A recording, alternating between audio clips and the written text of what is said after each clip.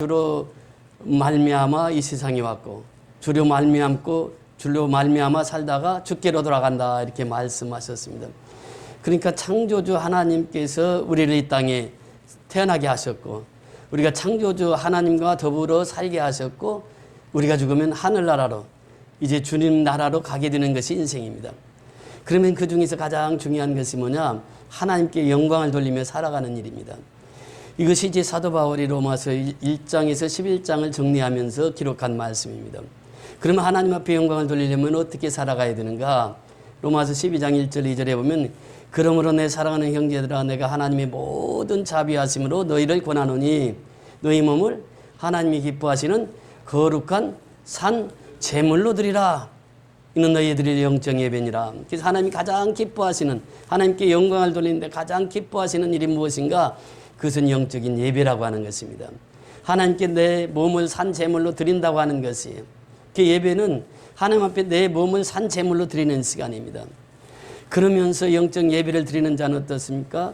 그는 선하시며 기뻐하시고 온전하신 뜻이 무엇인지를 분별하도록 하라. 즉 하나님이 가장 기뻐하시는 일이 무엇인가? 우리가 살아가면서 하나님이 가장 기뻐하시는 일이라고 하는 것은 예배 드리는 일이에요. 이 일을 하나님이 가장 기뻐하신다고 하는 것입니다. 이 일을 통해서 하나님께 영광을 돌릴 수 있다고 하는 것이에요. 하나님이 온전하신 뜻이 무엇입니까? 그것도 예배입니다. 이 세상에 살아가면서 하나님의 뜻을 분별하고 살아가는 사람은 예배자예요. 그러니까 예배의 성공자는 그 모든 것에 성공할 수 있다고 하는 것입니다. 그래서 오늘날 우리가 예배자는 모든 일에 있어서 성공자가 될 수 있다고 하는 것이에요. 예배의 성공자가 모든 일에 성공자가 될 수 있다고 하는 것입니다. 오늘 이게 사도 베드로를 통해서 우리에게 주시는 교훈의 말씀 사도행전 12장에 바울이 옥에 갇혔습니다. 3차 투옥이 됐죠. 쇠사슬에 묶여 있습니다. 또 1차 관문에도 파수꾼이 있었고 2차 관문에도 파수꾼이 있었습니다. 도무지 베드로가 살아날 수 있는 그런 상황이 아니었습니다. 그런데 베드로가 천사의 이끌림을 받아서 탈옥을 하게 되죠. 그리고 맨 먼저 간 곳이 어디입니까? 마가의 집이에요. 가서 문을 두드립니다. 그러니까 계집아이 노대가 뛰어나와가지고 너무 반가우니까 그 문도 열어주지 않고 가서 얘기를 하는 거예요. 그 사람들은 그때 사도들은 무슨 말을 합니까? 너 미쳤다고. 너 베드로의 천사를 보았겠지. 그러면서 문도 열어주지도 않고 그래요. 그런데 이제 계속 문을 두드리니까 나와서 보니까 베드로가 살아나와 있는 거예요. 이 과정 속에서 베드로가 얼마나 그 옥에서 깊은 잠을 잤던지 천사가 와서 깨울 때에 베드로의 옆구리를 쳐서 깨웠다 이렇게 표현합니다. 왜 베드로가 그렇게 깊은 잠을 잘 수 있었을까요? 이제 무교절이 끝나면 자기는 사형수로서 죽임을 당한다는 것을 너무너무 잘 알고 있어요. 그런데도 깊은 잠을 잡니다. 이미 베드로에게 예수님이 말씀하셨어요. 너 깊은 데 가서 그물을 내리라 라고 했을 때 그 그물을 내려서 많은 고기를 잡습니다. 그 중에 고기를 가지고 오너라. 그 아침에 생선의 조반을 드실 때 생선을 같이 나눠 먹습니다. 그리고 나서 베드로에게 주님 말씀하십니다. 베드로야, 너 나 사랑하니? 네, 사랑하지요. 그럼 내 양을 먹이라. 베드로야, 너 나 사랑하니? 사랑하고 말고요. 그럼 내 양을 치라. 베드로야, 너 사랑하니? 그러니까 사랑한다니까요. 그러니까 내 양을 먹이라 그래요. 그러시면서 18절에 내려가서 보면 요한복음 1장 18절에 그렇게 말씀하십니다. 내가 진실로 진실로 내게 이르노니 내가 젊어서는 스스로 띠띠고 원하는 곳으로 다녔거니와 늙어서는 내 팔을 벌리리니 남이 내게 띠띠우고 원하지 않는 곳으로 데려가리라. 이렇게 말씀하십니다. 그러니까 젊어서는 내 마음대로 살 수 있다는 거예요. 그리고 늙어서는 내 마음대로 살 수가 없다는 거예요. 늙어서는 그렇게 표현합니다. 늙어서는 내 팔을 벌리리니 남이 내게 띠띠우고 원하지 않는 곳으로 데려가리라. 남이. 그래서 이 베드로가 순교를 하게 되죠. 그 나이가 들어서 순교를 합니다. 그래서 우리가 그 순교하는 장면을 보면 베드로의 순교 장면을 보면은 쿠어바디스라고 하는 그 영화가 나오잖아요. 로마에서 갔다가 나오는데 이제 주님께서 나타나신 거예요. 그래서 로마로 다시 들어가서 베드로는 십자가를 거꾸로 메고 순교를 당합니다. 그러니까 이 순교 당할 것을 베드로는 알았어요.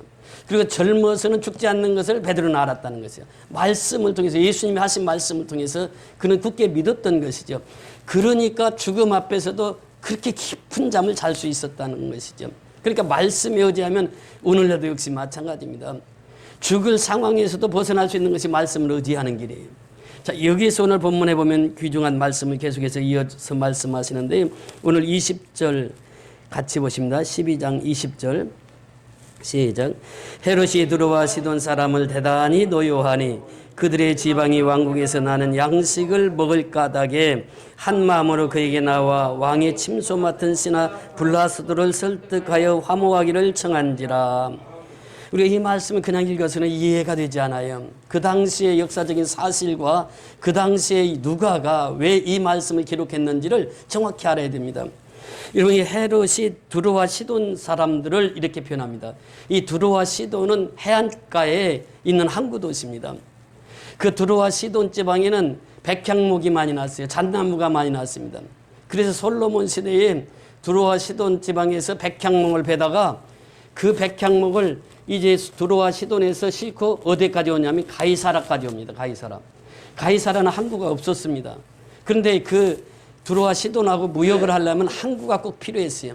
그래서 인공 항구를 만듭니다. 가이사라에다. 지금도 이제 그 인공 항구가 얼마나 큰 돌을 거기다 놓았는지 지금도 그 돌이 그대로 있다는 게 바다 밑에.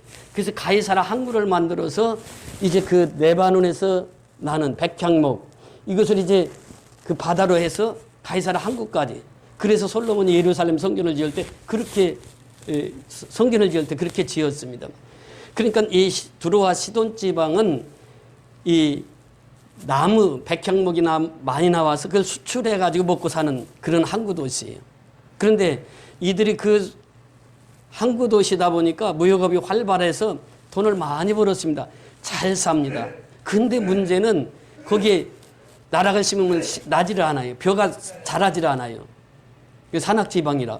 그래서 그 쌀을 어디서 수입하느냐면 가이사라, 유대인들에게서 다 수입을 해서 쌀을 먹었습니다.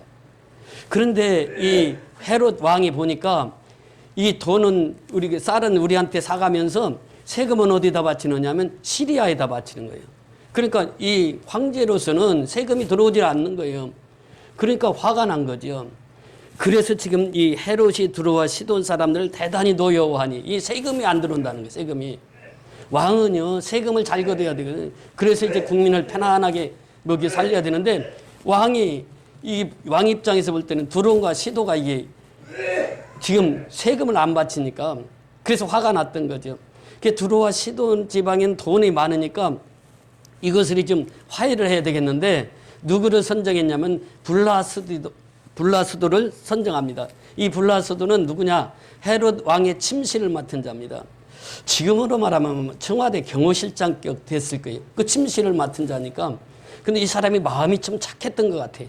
그러니까 두로와 시돈 지방에 사는 사람들이 블라스도를 찾아가서 헤롯 왕이 좀 마음 좀 돌려달라고 우리가 돈은 더 줄 테니까 그렇게 해서 이제 이 일이 이루어지는데 침소 맡은 신하 블라스도를 설득하여 화목하기를 청한지라.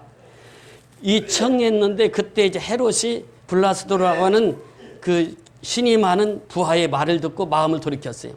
그리고 나서 21절에 다 같이 읽습니다. 21절에 시작. 헤롯이 나를 택하여 왕복을 입고 단상에 앉아 백성에게 연설하니. 이 헤롯이 그 당시에 글라디우스라고 하는 로마의 황제가 있는데 그 황제가 로마의 병력을 이끌고 영국으로 갑니다. 영국을 가서 영국을 점령을 합니다. 그래가지고 영국을 점령하고 나니까 너무 로마 백성들이 기쁜 거예요. 나라를 하나를 또 정복했잖아요.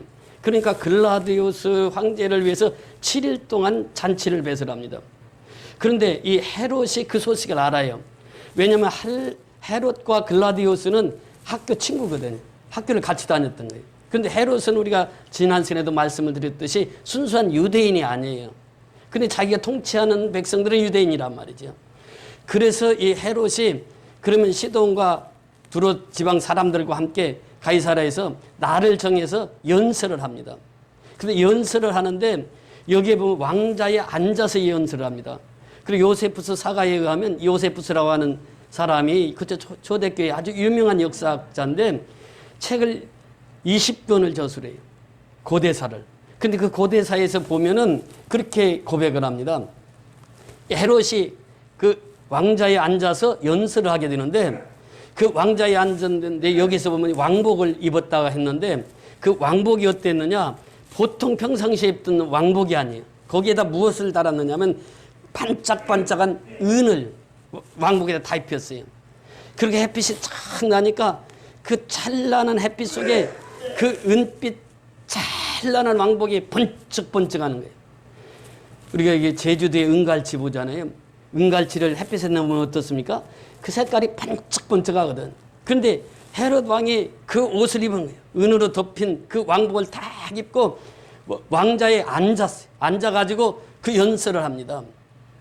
그러니까 여기에 누가 주로 많이 왔느냐 하면 시돈과 두로 지방 사람들이 많이 왔어요. 왜냐하면 헤롯 왕의 말을 들어야지 자기들도 쌀을 수입해서 먹을 수 있거든요. 지금도 현대인들의 잘 사는 나라의 대통령은 제일 먼저 무슨 정책을 합니까? 농업 정책을 합니다. 지난주에 대선 주자들이 농업 정책 내놨잖아요. 농업이 이게 안 되면은 다른 거 다 가져도요. 식량 문제가 해결되지 않으면 그 민족이 살 수 없습니다. 그래서 강대국일수록 농업 정책에 신경을 많이 씁니다. 그러니까 이 식량이 자급자족이 안 되면 이게 항상 불안한 거예요. 대통령은. 그러니까 이 대통령이 농업 정책을 발표하는 것은 바로 그런 이유지요.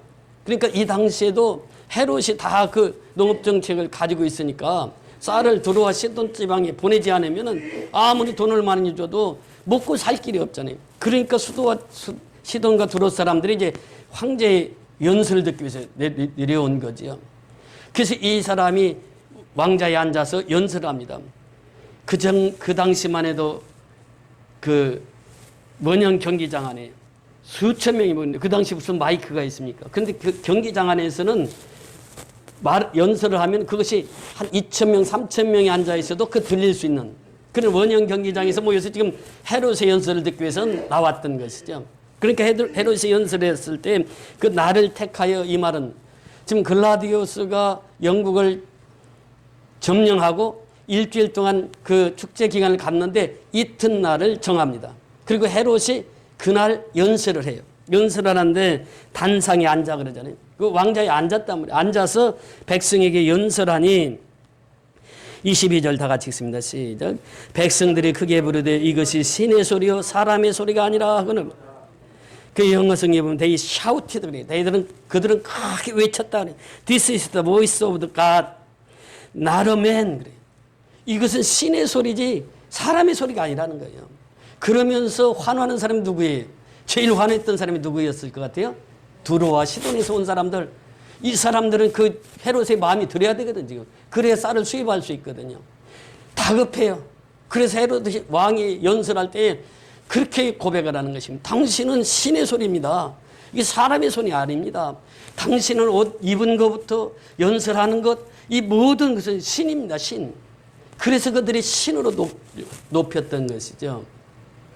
사람은요, 이 높임을 받을 때 참 잘해야 돼요. 그러니까 높은 자리에 올라갈수록 잘해야 돼요.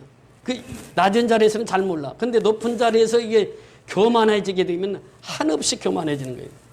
하나님이 여기에서 왜 헤롯을 치느냐? 헤롯이 교만했단 말이죠. 그래서 23절에 보세요. 시작. 헤롯이 영광을 하나님께 돌리지 아니하므로 주의 사자가 곧 친히 벌레에게 먹혀 죽으니라. 헤롯의 그 화려한 왕궁, 헤롯의 화려한 그 왕의 왕복, 그 화려한 연설.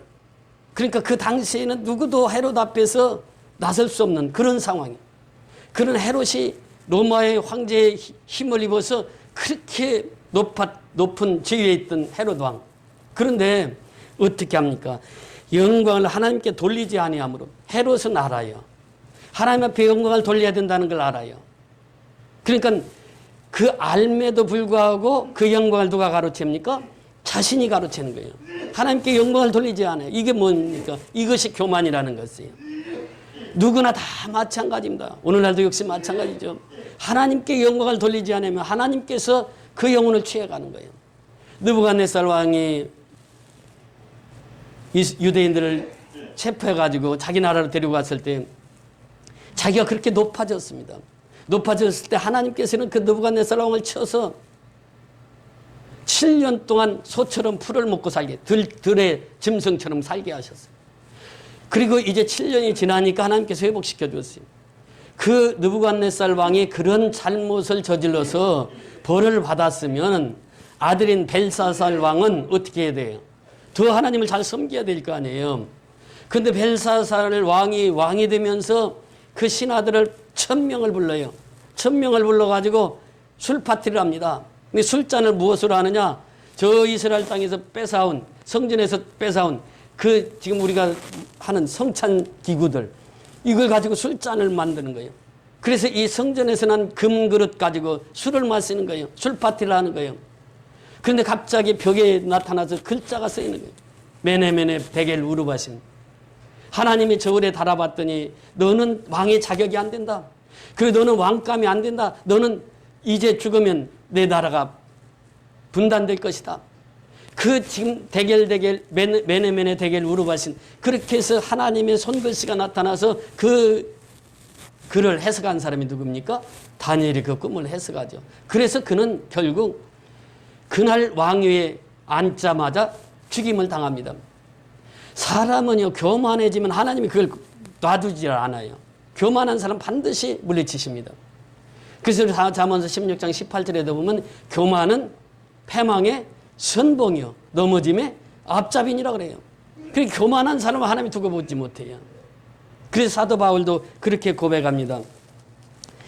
그 사도 바울 앞서서 야고보서에 보면요, 야고보서 4장 6절부터 보면 그렇게 말씀하십니다.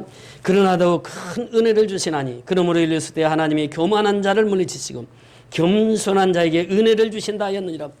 그러니까 하나님께서 큰 은혜를 주시는데 그 은혜를 받은 사람은 교만한 자는 물리치시는 거예요. 하나님이. 그런데 겸손한 자에게는 무엇을 주신다고요? 은혜를 주시는 거예요. 그러니까 교만하지 말라는 경고거든요. 교만하면 하나님이 물리치시고 겸손한 자에게는 은혜를 주시는 거예요.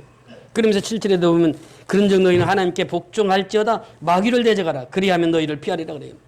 그러니까 마귀라고 하는 것은 뭐냐? 하나님 앞에 집중하지 못하게 하는 것이 마귀의 역사예요. 하나님 앞에 초점을 맞추지 못하는 것이 마귀의 역사예요. 마귀의 역사가 일어나면 하나님께 집중을 하지는 못해. 하나님의 초점을 흐려요. 그리고 이 천국의 소망을 깨트리는 것이 뭐냐? 마귀라는 것이에요. 우리는 분명한 천국의 소망을 가지고 사는데 이 마귀는요, 천국 가는 그 목표를 잃어버리게 하는 거예요. 초점을 흐리게 하는 거예요. 분명한 우리는 목표가 있고 초점이 있습니다. 그런데 마귀는 그것을 흐려버리는 거예요. 그러니까 마귀는 대적해야 되는 거예요. 이게 마귀를 대적하라 그리하면 너희를 피하리라. 그러면서 8절에 보면 하나님을 가까이 하라 그리하면 너희를 가까이 하시리라. 주인들아 손을 깨끗이 하여 두 마음을 품은 자들아 마음을 성결하게 하라. 슬퍼하며 애통하며 울지어다. 너희 웃음을 애통으로 너희 즐거움을 근심으로 바꿀지어다. 주 앞에서 낮추라 그리하면 주께서 너희를 높이시리라. 주 앞에서 낮추라는 것이에요. 주 앞에서 겸손하라는 것이에요. 그러면 하나님께서 그를 높이신다고 하는 것입니다. 사도 바울은 그렇게 고백합니다. 이 빌립보서에 보면 빌립보서 2장 5절 이하에 보면 그렇게 말씀하시고 있습니다. 너희 마음이 이 마음을 품으라 곧 그리스도 예수의 마음이니. 겸손이라고 하는 것은 예수의 마음을 품는 것이에요. 오늘날도 역시 마찬가지입니다. 겸손한 사람은 항상 예수의 마음을 품고 살아요. 그 예수의 마음은 어떤 마음입니까? 그는 근본 하나님의 본체시나 하나님의 동등됨을 취할 것으로 여기지 아니하시고 오히려 자기를 비워 종의 형체를 가지사 사람들과 같이 되셨고 사람의 모양으로 나타나서 자기를 낮추시고 죽기까지 복종하셨으니 곧 십자가에 죽으심이나. 지금 조금 전에 우리가 성찬했는데 그것이 바로 예수님이 낮추시고 십자가에 죽기까지 이것을 표현하고 있습니다. 이것이 바로 겸손이에요. 예수님은 겸손으로 일생을 사셨습니다. 그러니까 예수의 마음은 그 십자가예요. 십자가의 마음을 품으라고 하는 것이에요. 예수님처럼 낮추시고 예수님처럼 죽기까지 복종하셨으니 그 십자가에 죽으심이라. 예수님은 십자가에서 죽으세요. 십자가의 죽으심으로 말미암아 우리를 살리셨어요. 십자가의 피가 우리를 구원하셨습니다. 십자가의 피로 말미암아 우리를 살리셨어요. 그 예수님은 낮아지고 죽기까지 복종하신 분이 예수예요. 그래서 9절에 보면 이름으로 하나님이 그를 지극히 높여 모든 이름 위에 뛰어난 이름을 주사 하늘에 있는 자들과 땅에 있는 자들과 땅 아래 있는 자들로 모든 무릎을 예수의 이름에 꿇게 하시고 모든 입으로 예수 그리스도를 주라 시인하여 하나님 아버지께 영광을 돌리게 하셨느니라. 그래서 이 헤롯이 죽은 것을 보면요, 하나님의 영광을 가로챘다는 거예요. 하나님의 영광을 돌리지 않았다는 거예요. 예수님은 이 땅에 오셔서 가장 낮은 자리에서 십자가의 죽으심으로 말미암아 하나님께 영광을 돌린 것입니다. 오늘날도 역시 마찬가지요. 우리가 하나님께 영광을 돌리지 못하면 이 헤롯처럼 그렇게 비참한 죽음을 맞이할 수 있다고 하는 것이에요. 그러니까 우리의 사명은 뭐냐? 하나님께 영광을 돌리는 것이에요. 헤롯이 어떻게 죽습니까? 거기 자세히 보면요, 그 헤롯의 죽음에 대해서 말씀하시는데, 주의 사자가 고치니 뭐에게 먹혀 죽으니라? 벌레에 먹혀 죽으니라. 그게 벌레에 먹혀 죽었다는 여러 가지 해설이 나옵니다. 그 당시 원문에 보면 회충이 그 이제 동아리를 들어가지고 단단하게 해서 이 헤롯이 연설하다가 복통이 일어나거든요. 복통이 일어나서 연설 후에 바로 헤롯 궁전에 가서 5일 동안은 그 통증에 시달립니다. 그리고 5일 후에 죽어요. 그래서 회충으로 죽었다. 어떤 사람은 벌레가 나와서 그 속을 파먹었다. 그래서 죽었다. 또 어떤 학자들은 그렇게 표현합니다. 벌레가 그 창자를 파먹고 밖에까지 나왔다는 거예요. 그래서 헤롯이 죽었다. 이렇게 표현합니다. 여하튼 헤롯은 벌레에 의해서 죽습니다. 하나님께 영광을 돌리지 않는 결과라고 하는 것이에요. 보세요. 우리가 하나님께 영광을 돌리지 않으면 이런 비참한 최후를 맞이할 수 있다고 하는 것을 우리에게 경고해 주시면서 계속해서 말씀하십니다. 24절 다 같이 읽습니다. 시작. 하나님의 말씀은 흥왕하여 더하더라. 지금 상황은 이렇습니다. 상황은 매우 어렵습니다. 매우 힘듭니다. 그런데 하나님의 말씀은 어떻게 해요? 흥왕하다 이 말이에요. 하나님의 말씀 점점 풍성해지더라. 하나님의 말씀 점점 왕성해지더라. 그래서 그 하나님의 말씀이 계속 전파되더라. 영어 성경에 보면 그렇게 표현하고 있더라고요. But the word of God continually to increase. 하나님의 말씀이 계속 증가하더라. 그러면서 and spread. 계속 퍼져나가더라 그래요. 이 상황 속에서 지금 헤롯이 죽고 헤롯이 지금 베드로를 죽이려고 했다가 죽이지 못하고 베드로를 파수꾼들을 16명이나 죽였던 그 헤롯 대왕. 그가 죽습니다. 그리고 나서 계속해서 그 상황 속에서 하나님의 말씀은 점점 증가하여 더 멀리 전파되었다고 하는 것이에요. 하나님의 말씀은요, 오늘날도 역시 마찬가지입니다. 말씀을 의지하는 자는 그 말씀을 따라 승리하는 삶을 살아가게 되는 것입니다. 여러분, 요단강을 건널 때 어떻게 합니까? 법궤를 메라 그래요. 제사장에게. 법궤를 메고 나서 법궤를 앞세우고 나갑니다. 그리고 법궤가 나가고 2,900 정도에서 뒤떨어져서 이스라엘 백성들이 뒤따라가요. 법궤를 맨 제사장들에게 요단에 들라 이렇게 명합니다. 요단에 들라라고 했을 때 그 요단물이 넓이가 300m예요. 깊이가 4m입니다. 깊은 데는. 그리고 이 급류입니다. 그 팔레스타인 지역의 특징이 무엇입니까? 비가 오면은 급류로 흘러요. 그러니까 우기 때는 급류입니다. 건기 때는 비가 오지 않아요. 그러니까 우기 때가 되면 비가 많이 쏟아지는데 급류로 흐르거든요. 그런데 여호수아가 법궤를 맨 제사장들에게 요단에 들라. 그리고 요단에 딱 요단 강물을 제사장들이 밟았을 때 어떤 현상이 나타납니까? 요단 강물이 착 갈라지면서 마치 홍해수가 갈라진 것처럼 그러면서 물벽을 세우는 거예요. 그래서 이스라엘 백성 200만이 다 요단강을 건넙니다. 그 법궤는 한가운데 중심에 서서 이스라엘 백성들이 다 지날 때까지 법궤가 물 가운데 있는 거예요. 그래서 이 법궤를 맨 제사장들이 나오면서 그때 여호수아가 명하지요. 각 지파마다 돌을 하나씩 가지고 가라. 그래서 거기에서 이제 길갈이 한 4km 떨어져 있는데 길갈까지 돌을 메고 가는 거예요. 한 지파에 하나씩. 큰 돌을 12돌을 메고 가서 길갈에다 기념비를 세우는 거예요. 기념비를 세운 목적이 딱 두 가지입니다. 첫째는 이 기념비를 볼 때마다 누가 요단강을 갈랐다? 하나님이 갈랐다. 당대의 사람들은 다 알아요. 근데 후손들은 알 수 있을까요? 없을까요? 몰라. 그러니까 후손들을 위해서 또 기념비를 세운 것입니다. 당대 사람들은 그 기념비를 보면서 하나님이 요단강을 갈라서 우리가 이 젖과 꿀이라는 가나안 땅에 들어왔지. 그 후손들은 이제 태어난 후손들에게 부모들이 가르쳐 주는 거예요. 야, 저 기념비가 뭔지 아느냐? 저 기념비는 저 요단강에서 돌을 취해 가지고 왔는데 그 요단 강물을 하나님 쫙 갈라가지고 우리 백성이 다 건너온 것이다. 그것을 후손들에게 기념하기 위해서 12기념비를 길갈에다 딱 세워놓습니다. 여러분, 하나님의 말씀은 살아있습니다. 지금도 그 하나님의 말씀은 살아서 역사하시는 거예요. 그래서 여호수아 1장 8절에 보면, 7절 8절에 보면 모세에게, 여호수아에게 그러잖아요. 강하고 담대하라, 강하고 담대하라. 이 율법책을 내 입에서 떠내지 말게 하며 주야로 그것을 묵상하여 그 가운데 기록한 대로 다 지켜 행하라. 그래야만 내가 평탄하게 될 것이요 내가 형통하리라. 내가 모세와 함께 했던 것과 같이 너와 함께 하리라. 그러면서 그 약속의 말씀을 주시잖아요. 오늘날도 역시 마찬가지입니다. 약속의 말씀을 앞세우거나 하면 하나님께서 그 길을 인도하시는 거예요. 바울도 디모데에게 내가 어려서부터 성경을 상고하였거니와, 디모데 후서 3장 15절에 16절에 모든 성경은 하나님의 감동으로 된 것으로 교훈과 책망과 바르게 함과 의로 교육하기에 유익하나니 이는 성도를 온전케 하기 위함이라고 말씀하십니다. 17절에. 그러니까 우리가 하나님의 말씀을 따라서 살게 되면은, 그 말씀이 흥왕되면은 그 성도의 신앙이 자라고, 성도의 신앙이 자라면 그 말씀을 그들을 통해서 전파하게 한단 말이죠. 우리가 미얀마 땅을 섬기면서 보세요. 지금 엊그제 그 동영상에 나온 것을 보니까 그 양곤 시내에서 있었던 일인데, 거기 이제 그 시민군이 나타났다고 하는 소식을 듣고 쿠데타군이 그 경찰하고 같이 그 트럭을 타고 갑니다. 트럭을 타고 가가지고 그 말에 딱 서더니 내리자마자 나와 있는 사람 다 쏘는 거예요. 쏴서 시체를 하는데 시체를 질질 끌고 가서 트럭에다 확 던져버려. 지금 그것이 양곤이 현실입니다. 그런데 보세요. 양곤 선교연합교회, 가찬교회, 또 가정교회, 지금 그 지역이거든요. 그 지역에서 계속 세례신자가 늘어나는 거예요.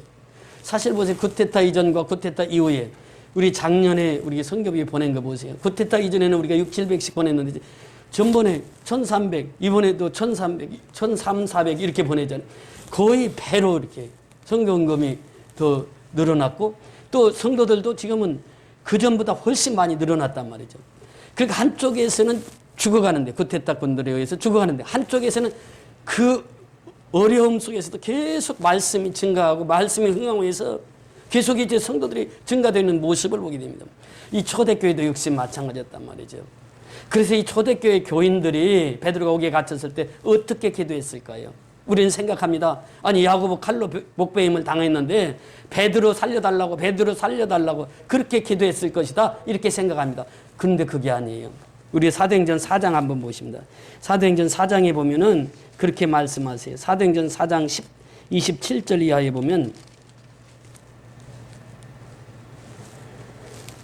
27절, 과연 헤롯과 본디오 빌라도는 이방인과 이스라엘 백성과 합세하여 하나님께서 기름 부으신 거룩한 종 예수를 거슬려 하나님의 권능과 뜻대로 이루려 하고 예정하신 것을 행하려고 이 성에 모였나이다. 주여 이제도 그들의 위협함을 굽어보시고 또 종들로 하여금 담대히 하나님의 말씀을 전하게 하여 주시오며, 지금 헤롯과 본디오 빌라도가 계속해서 합세해서 하나님의 기름 부은 거룩한 종을 계속 핍박하는 거예요. 계속 옥에 가두고 죽이려고 하는 거예요. 그런데 29절에 내려가 보면 주여 이제도 그들을 위협함을 굽어보시고 또 종들로 하여금 담대히 무엇을? 하나님의 말씀을 전하게 하여 주시오며 그래요. 그러니까 지금 베드로가 옥에 갇혔는데 베드로 살려주세요, 이 기도가 아니란 말이죠. 무슨 기도를 했느냐? 베드로로 하여금 하나님의 말씀을 담대히 증거할 수 있게 해주세요. 그러면서 30절에 보면 손을 내밀어 병을 낫게 하옵시고 표적과 기사가 거룩한 종 예수의 이름으로 이루어지게 하옵소서 하더라. 빌기를 다음에 모인 곳이 진동하더니 무리가 다 성령이 충만하여 담대히 하나님의 말씀을 전하니라.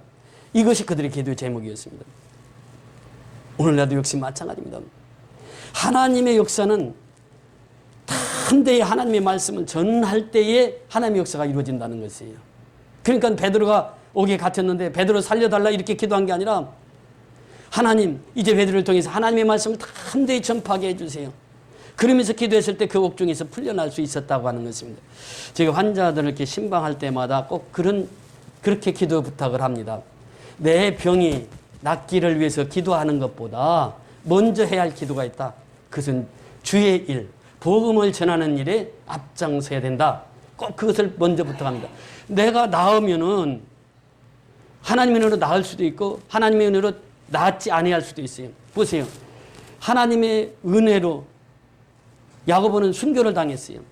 그래서 야고보가 순교당했을 때는 12사도 중에서 순교당한 가룟 유다가 순교당했을 때는 사도를 뽑잖아요. 근데 야고보가 순교당할 때는 뽑지를 않아요. 왜 그렇습니까? 그럼 하나님 앞에 영광을 돌리는 죽임을 당했다는 거예요. 그 순교했다는 거예요. 그러니까 사도를 보존할 필요가 없어요. 사도를 다 순교를 하잖아요. 요한 사도만 순교를 안 했지 나머지 사도는 다 순교를 하거든요. 그러니까 이 야고보가 칼로 목베임을 당한 그것이 하나님께는 영광이었다는 것이죠. 순교도 하나님께 영광이고 베드로는 또 옥에서 그 깊은 옥에서 하나님 타로가게 해서 그를 통해서 수많은 사람들에게 또 복음을 전하게 해요. 이것도 하나님의 은혜라고 하는 것이에요. 그러니까 우리가 생각하기는 참 야고보는 불쌍한 사람, 베드로는 그래도 하나님의 은혜를 입은 사람 이렇게 생각할 수 있지만 하나님 뜻은 그게 아니라는 거예요. 그래서 우리가 기도할 때에 복음의 말씀을 다 흔히 전할 수 있도록 기도하는 것이에요. 그래야 내가 병도 치유되고 내 문제가 해결된다고 하는 것이에요. 그러니까 말씀을 앞세우라고 하는 것이에요. 말씀이 흥왕되면은 그 속에서 모든 문제가 해결된다고 하는 것입니다. 마지막 중요한 것이 25절에 보면은 그렇게 말씀하십니다. 바나바와 사울이 부주하는 일을 마치고 마가라 하는 요한을 데리고 예루살렘에서 돌아오니라. 지금 바나바와 사울이 예루살렘에 그 흉년이 들었다고 해서 지금 부주를 해가지고 갔잖아요. 가가지고 이제 그 예루살렘 교회에 가서 그 전달을 하고 이제는 거기서 누구를 데리고 온다고요? 마가를 데리고 와요.